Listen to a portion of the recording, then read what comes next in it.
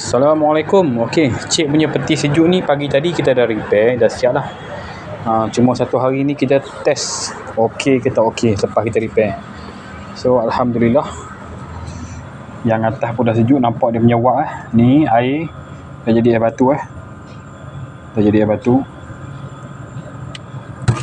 Okey, nampak wak dia tu. Bawah pun dah sejuk.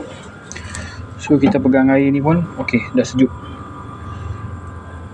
So kalau besok dia okey semua, 24 jam dah okey, alhamdulillah lah, dah boleh hantar lah.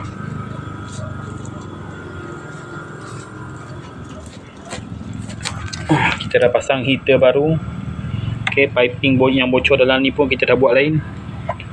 Kita dah pasang reservoir baru. So kita dah flashing isi gas semua. Alhamdulillah, semua dah selesai.